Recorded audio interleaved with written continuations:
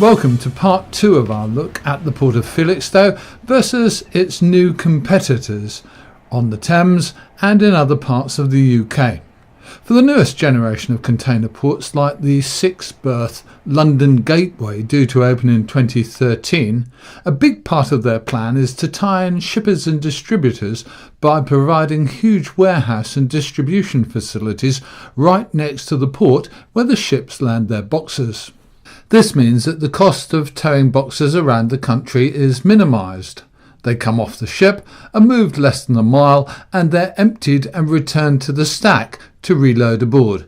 No haulage, not much green cost. For ports near London or in the southeast of the UK, this is especially important because that region accounts for around half of all the UK's total product sales. And the retail outlet or direct user will get their delivery in a truck that leaves the port's logistics park. For a port like Felixstowe as it is today, with no major break bulk or large-scale distribution facilities available, the new generation of ports represents a major challenge that's coming on fast. Even Thamesport, a 2-berth container port at the entrance to the River Medway, owned by Felixstowe's owners Hutchison Ports UK, has major plans for warehouse and logistics parks, with around 40 acres of its own land to be developed and a further 405 acres due to be developed as a logistic and warehouse park by a third-party operator.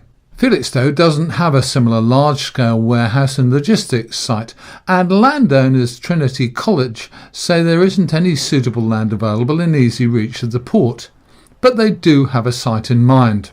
Trinity and the port both seem to like land at Innocence Farm, right alongside the A14, just here. The land is presently in Trinity's ownership, and it is big enough to deal with the requirement. It's said to be around 200 acres. Access to the A14 is very simple and very convenient. For the owners, it has some attractive features. For Trinity College, it would multiply their income against their farming income many times, although it would have a large investment cost. For the port, it would give a better chance to fight off the new ports and retain the ships and services presently calling, despite Felixstowe's relative remoteness from major population centres. For the local community, it would present a very large improvement in employment opportunities at both the higher and lower ranges of the salary scale, with a relatively low impact. It would also make the port's existing jobs less liable to erosion from the competitive pressures of the newer ports.